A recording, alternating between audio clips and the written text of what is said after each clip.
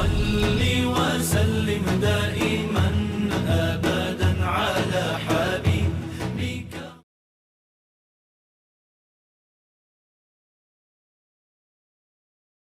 السلام علیکم ورحمۃ اللہ وبرکاتہ. الحمدللہ رب العالمین والصلاة والسلام علی سید الانبیاء والمرسلین وعلی آلہ الطیبین الطاہرین واصحابہ الاجمعین الاکرمین. اما بعد فاعوذ باللہ من الشیطان الرجیم. بسم اللہ الرحمن الرحیم. اذا جاء نصر اللہ والفتح. صدق اللہ العظیم. استقبال رمضان کے ناظرین کا ہم خیر مقدم کرتے ہیں. الحمدللہ رمضان المبارک کی آمد سے لے کر آج تک اور انشاءاللہ تبارک تعالی رمضان کے اختتام تک استقبال رمضان کے ناظرین کے درمیان مختلف علماء کرام انشاءاللہ تبارک تعالی آپ کی خدمت میں حاضر ہوتے رہیں گے. بہرکیف آج ہم آپ کے سامنے رمضان المبارک کی 20 تاریخ کو ایک بہت ہی بڑی کامیابی اسلام کی تاریخ میں درج ہوئی، اور وہ کامیابی اللہ تبارک تعالیٰ نے فتح مکہ کی صورت میں عطا فرمایا. یعنی رسول پاک علیہ الصلاۃ والسلام کو مکہ فتح کے ساتھ رسول پاک علیہ الصلاۃ والسلام مکے میں داخل ہوئے. یہ الحمدللہ سب سے بڑی فتح تھی، سب سے بڑی کامیابی تھی. رسول پاک علیہ الصلاۃ والسلام کو 8 سال قبل مکے سے وہاں کے لوگوں نے مجبور کیا کہ وہ ہجرت کر کر مدینہ منورہ کو جائیں، اور رسول پاک علیہ الصلاۃ والسلام نے 8 سال کے بعد مکے پر الحمدللہ اللہ کے حکم سے صحابہ کرام رضوان اللہ اجمعین کے ساتھ 8 ہجری 20 رمضان کو مکہ مکرمہ پر حملہ کیا، اور الحمدللہ بغیر کسی کا خون بہائے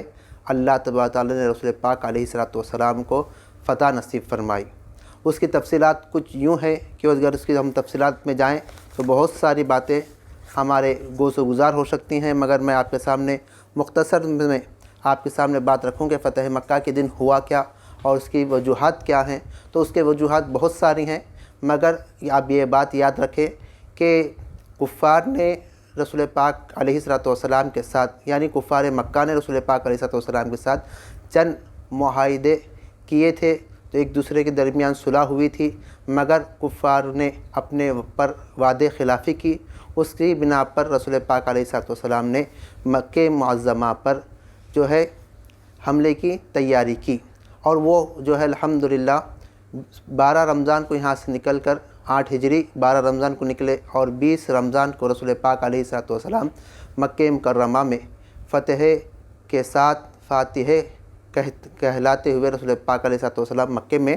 داخل ہوئے. تو صحابہ کرام رضوان اللہ اجمعین رسول پاک علیہ الصلاۃ والسلام کے ساتھ 10,000 صحابہ کرام رضوان اللہ اجمعین کا لشکر سرکار کے ساتھ موجود تھا. اور اس وقت رسول پاک علیہ الصلاۃ والسلام نے عام معافی کا اعلان فرمایا کہ الحمدللہ کہ تمام کفار ڈر رہے تھے، تمام گستاخی کرنے والے، رسول پاک علیہ الصلاۃ والسلام کو ستانے والے، رسول پاک علیہ الصلاۃ والسلام کی اسلام کی اشاعت، رسول پاک علیہ الصلاۃ والسلام کی اسلام کو پھیلانے کے کاموں میں آڑ آنے والے تمام لوگ ڈر رہے تھے. مگر رسول پاک علیہ الصلاۃ والسلام نے ایک دن قبل مدینہ مکرمہ مکہ مکرمہ کے قریب پڑاؤ ڈالا، تو وہاں کا سردار ابو سفیان آیا اور سرکار سے معذرت خواہی کی، اور رات میں ہی اس نے اسلام قبول کرنے کا اشارہ دیتا ہوا واپس گیا. بعد میں سے الحمدللہ حضرت ابو سفیان رضی اللہ تعالیٰ عنہ وہ بھی اسلام قبول کر لیے. جب رسول پاک علیہ الصلاۃ والسلام مکہ مکرمہ میں داخل ہوئے تو تمام لوگ ڈر گئے، گھبرا گئے کہ 10,000 صحابہ کا لشکر لے کر سرکار آ گئے ہیں، اب ہماری خیر نہیں ہے. مگر رسول پاک علیہ الصلاۃ والسلام نے جیسے ہی مکے میں داخل ہوئے تو رسول پاک علیہ الصلاۃ والسلام نے منادی کو کہا کہ اعلان کر دو کہ جس نے اپنے ہتھیار ڈال دیے اسے ہم نے امان دے دی، جس نے اپنے گھر کے دروازے بند کر لیے اس کو ہم نے امان دے دی، جس نے ابو سفیان کے گھر داخل ہو گیا اس کو ہم نے امان دے دی، اور جس نے اللہ کے گھر کعبۃ اللہ میں داخل ہو گیا، ہم نے اس کو بھی امان دے دی۔ جب یہ عام معافی کا اعلان جو ہے کفار مکہ نے سنا تو اپنے اپنے دروازے، اپنے اپنے ہتھیار، جو چاہے ابو سفیان کے گھر یا بیت اللہ میں داخل ہوتا چلا گیا، اور رسول پاک علیہ السلام نے تمام کو الحمدللہ معاف فرما دیا۔ اور پھر اس میں حضرت ابو سفیان اسلام قبول کیے، اس کے بعد ان کی بیوی ہندہ نے بھی اسلام قبول کیا، اور پھر رسول پاک علیہ السلام نے بیت اللہ کو پاک کیا۔ جیسے کہ آپ حضرات جانتے ہیں کہ بیت اللہ کے اندر اور اس کے ارد گرد 300 سے زائد بت رکھے ہوئے تھے۔ رسول پاک علیہ السلام نے ان تمام ناپاکی کو پاک فرمایا، اور جب اندر کی کعبے کے اندر داخل ہوئے تو جو اوپر کے سطح پر جو تصاویر لگے ہوئے تھے، جو غیر صورت تصاویر لگے ہوئے تھے، رسول پاک علیہ السلام کو سرکار نے فرمایا اے علی آؤ اور اس بت کو جو ہے ان تصاویر کو نکالو۔ تو حضرت علی نے کہا یا رسول اللہ میں آپ کے کھاندے پر کیسے چڑھ سکتا ہوں، یہ بے ادبی ہوگی، آپ میرے کھاندے پر چڑھ جائیں اور آپ اپنے دست مبارکہ سے نکال لیں۔ تو حضرت سرکار نے فرمایا اے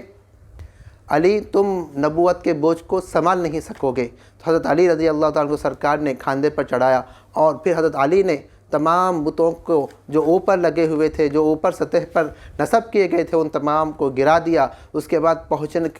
پوچھنے والوں نے پوچھا اے علی آپ کہاں تک پہنچ گئے تھے؟ حضرت علی نے فرمایا اگر میں چاہتا تو اللہ کے عرش کے پائے کو پکڑ لیتا، میں اتنا اونچا سرکار کے جو قدم جو کھاندے مبارکہ پر چڑھ کر اتنا اونچا پہنچ چکا تھا۔ حضرت علی رضی اللہ تعالیٰ نے تمام کعبے کو صاف فرمایا، اور اس کے بعد حضرت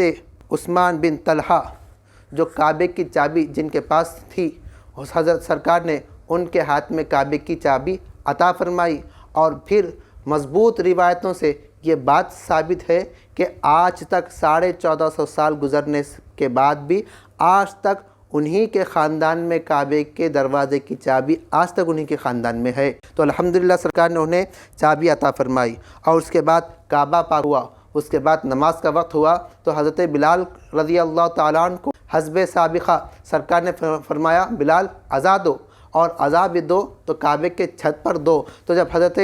بلال رضی اللہ تعالیٰ عنہ کعبے کے چھت پر چڑھے اور کہا یا رسول اللہ کہاں پر میں منہ کروں، قبلے کو منہ کر کر اذان دی جاتی ہے، تو سرکار نے فرمایا اب تم کعبے پر چڑھ چکے ہو تو میرے چہرے پر جو ہے دیکھ کر اذان دے دو۔ تو حضرت بلال رضی اللہ تعالیٰ عنہ سرکار کے رخ زیبا کو دیکھ کر پوری اذان دیتے ہیں۔ اس کے بعد نماز ہوتی ہے تو بہرکیف جو ہے رسول پاک علیہ السلام وہاں پر 19 دن مکہ مکرمہ میں قیام فرماتے ہیں، اور تمام معاملات جو ہے نپٹاتے ہیں، اور رسول پاک علیہ السلام 19 دن وہیں پر رہ کر رسول پاک علیہ السلام وہاں کے تمام کاموں کو نپٹا کر وہاں سے پھر رسول پاک علیہ السلام مدینہ کو واپس تشریف لاتے ہیں۔ تو بہرکیف خلاصہ یہ ہوا کہ 20 رمضان کو الحمدللہ سب سے بڑی کامیابی فتح مکہ، جو کہ سورۃ النصر جو میں نے شروع میں تلاوت کرنے کا شرف حاصل کیا تھا کہ اللہ نے پہلے ہی ارشاد فرما دیا تھا اذا جاء نصر اللہ والفتح ورأیت الناس یدخلون فی دین اللہ افواجا۔ اللہ نے اشارہ دیا تھا کہ جب لوگ جوخ در جوخ جو ہے اسلام میں داخل ہوں گے، تو ایسا ہی ہوا کہ پہلے کیا ہوتا تھا، کوئی ایک کوئی دو کوئی 3 4 آ کر جو ہے اسلام قبول کرتے تھے۔ جب مکہ فتح ہو گیا، رسول پاک علیہ السلام کے ہاتھ میں آ گیا، جانشین کعبہ رسول پاک علیہ السلام کے ہاتھ میں کعبہ آ گیا، تو لوگ جو ہے صرف 4 4 5 پر نہیں بلکہ قبیلہ در قبیلہ، گاؤں در گاؤں، سرکار جیسے اللہ نے فرمایا وَرَأَيْتَ النَّاسَ يَدْخُلُونَ فِي دِينِ اللَّهِ افواجا، جو افواجا فوج در فوج جو ہے اسلام میں داخل ہوتے جائیں گے۔ اسی طرح اسلام کے اندر جو ہے کثرت کے ساتھ الحمدللہ 8 ہجری میں صحابہ کرام رضوان اللہ اجمعین کی جماعت میں اور اضافہ ہوتا چلا گیا۔ اتنا اضافہ ہوا جب رسول پاک علیہ السلام نے جب آخری حج فرمایا، جسے جو ہے حجۃ الوداع بھی کہا جاتا ہے، جب سرکار نے آخری حج فرمایا، جب خطاب فرمایا تو 1,24,000 صحابہ کرام کا ڈھاٹا مارتا ہوا جو ہے مجموعہ وہاں پر جمع تھا۔ تو معلوم کیا ہوا، کعبے کی فتح ہونا تھا کہ اسلام میں جوخ در جوخ لوگ جو ہے اسلام قبول کرتے گئے، اور اسلام کو اور قوت پروردگار نے عطا فرمائی۔ تو یہ جو ہے 20 تاریخ کو اللہ نے کعبے کو فتح عطا فرمائی تھی، اس کے تعلق سے ہم نے آپ کے سامنے یہ باتیں رکھی ہیں کہ رسول پاک علیہ السلام کی صدقۃ فعل میں پروردگار عالم ہم تمام کو اسلام کی تاریخ سے ہمیں اپنے ذہنوں میں ان تاریخوں کو یادداشت بنائے رکھنے کی ہمیں توفیق نصیب فرمائے۔ اور چلتے چلتے ہم آپ کے سامنے آخری میں یہ بھی کہیں گے کہ ہم اپنے ناظرین سے جو استقبال رمضان کے ناظرین ہیں ان سے کہیں گے اور ان کے طفیل سے اور لوگوں تک آپ یہ بات پہنچائیں کہ الحمدللہ رمضان مبارک کا بہت پیارا مہینہ چل رہا ہے اور یہ دوسرا عشرہ ختم ہونے پر ہے، تو ہمیں چاہیے کہ جو عشرہ ہے مغفرت کا، ہمیں چاہیے کہ مغفرت طلب کریں، پروردگار کی بارگاہ میں زیادہ سے زیادہ استغفار کی کثرت کریں، جیسے کہ اللہ کے نبی نے فرمایا کہ رمضان میں 4 کام کریں، ایک کلمہ طیبہ کا بار بار ورد کرتے رہیں اور استغفار کا ذکر کرتے رہیں، اور تیسری چیز تم جنت طلب کرو، اور چوتھی چیز دوزخ سے پناہ چاہو۔ تو یہ 4 کام ہمیں کرنی چاہیے۔ اللہ تبارک تعالیٰ سے دعا ہے کہ پروردگار عالم ہم کو اور ہمارے ناظرین استقبال رمضان کے ناظرین کو اس کاموں پہ کام کرنے کی توفیق نصیب فرمائے۔ آمین بجائے سید المرسلین طٰہٰ یاسین۔